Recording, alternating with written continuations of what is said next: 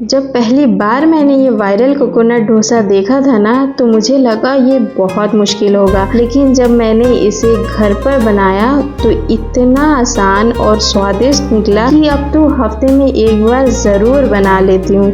आज मैं आपको वही वायरल कोकोनट डोसा विद चटनी बनाने का आसान तरीका बताने वाली हूँ, तो चलिए शुरू करते हैं। सबसे पहले मिक्सी जार ले लेते हैं, ऐड करते हैं 2 कप सोखे किए हुए चावल। डोसा वाला चावल लेने की कोई ज़रूरत नहीं है, आप नॉर्मली रेगुलर बेसिस में जो यूज़ करते हैं वो चावल भी इस्तेमाल कर सकते हैं। चावल कोई सा भी हो, पर सोख किए हुए चावल का ही इस्तेमाल करना है। ऐड कर देते हैं 1 कप उबले हुए चावल। अब ऐड कर देते हैं 1 कप फ्रेश कोकोनट, साथ ही में शामिल करते हैं कोकोनट वाटर। अगर है तो इस्तेमाल कीजिएगा, नहीं है तो पानी का इस्तेमाल कर लीजिएगा।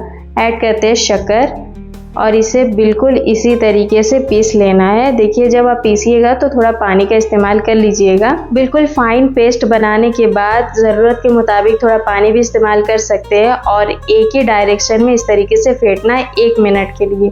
कंसिस्टेंसी देख लीजिए, इस तरीके की कंसिस्टेंसी चाहिए, बहुत ज़्यादा पतली नहीं, बहुत ज़्यादा गाढ़ी भी नहीं। अब इसे ढककर 10 घंटे या तो फिर ओवरनाइट फर्मेंट होने के लिए रख देना है। डोसे को 4 चांद लगाने के लिए तैयार कर लेते हैं चटनी। पैन पर ऐड करते हैं सरसों ऑयल। ऑयल गर्म हो जाए तो ऐड कर देते हैं मूंगफली। 1 कप मूंगफली का इस्तेमाल किया है मैंने। वजन से बताए तो ये 100 ग्राम करीब मूंगफली है। फ्लेम को लो मीडियम फ्लेम पर रखते हुए मूंगफली को कम से कम 1 मिनट के लिए फ्राई कर लेना है। जैसे देखिएगा धीमे धीमे खुशबू आने लगे, कलर चेंज होने लगे, समझ जाइए अच्छे से फ्राई हो चुकी है। बहुत ही मजे की ये चटनी की रेसिपी है। आप किसी भी टाइप की डोसा या तो फिर इडली के साथ सर्व कर सकते हैं। बहुत ही आसान और क्विक बन जाने वाली रेसिपी है। ऐड कर देते हैं हरी मिर्च, साथ ही में ऐड करते हैं करी पत्ता।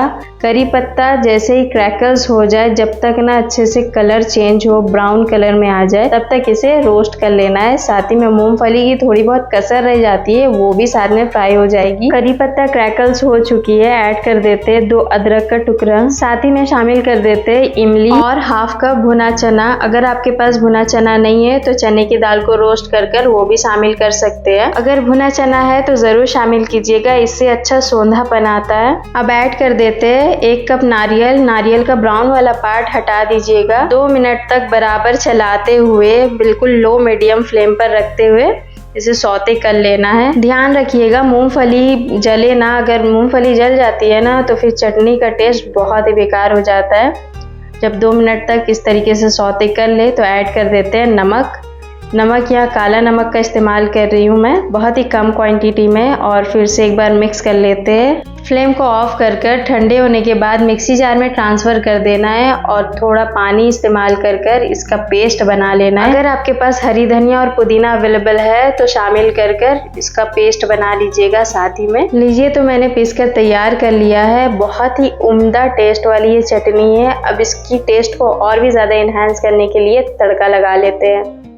तड़का पैन पर ऐड करते हैं ऑयल। ऑयल आप जो कोई भी ले सकते हैं, मैं यहाँ सरसों ऑयल का इस्तेमाल कर रही हूँ। ऑयल जैसे ही गर्म हो जाए ऐड कर देते हैं 2 पिंच हींग। साथ ही में शामिल करते हैं 1 टेबलस्पून ब्लैक सरसों जैसे चटकने लगे ऐड कर देते हैं करी पत्ता। करी पत्ता ये तो चटनी की शान है, बहुत ज़रूरी इंग्रेडिएंट्स है, ज़रूर शामिल कीजिएगा। करी पत्ता क्रैकल्स हो जाए ऐड कर देते हैं सूखी लाल मिर्च। अगर तीखा ज़्यादा पसंद है तो सूखी मिर्च में कट लगाकर तड़का लगाइएगा।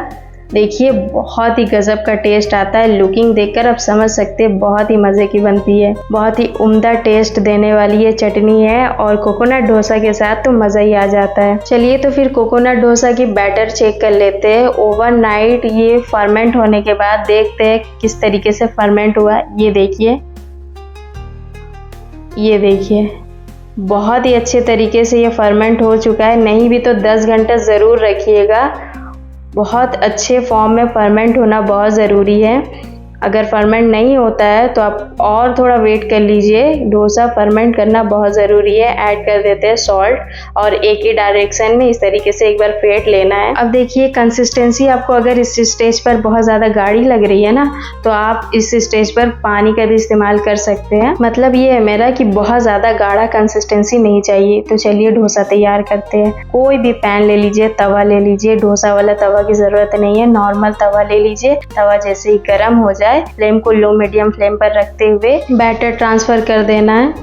और इसे हल्के हल्के इस तरीके से शेप थोड़ा बढ़ाने के लिए राउंड राउंड कर लेना है। आपने देखा मैंने बैटर शामिल करने से पहले किसी भी तरीके का कोई भी ऑयल का इस्तेमाल नहीं किया और क्विकली ये बनकर बिना चिपके देखिए बनकर तैयार हो जाता है। बहुत ही कम टाइम पर देख सकते हैं बहुत ही स्पंजी सॉफ्ट लचीला ये डोसा बनकर तैयार होता है।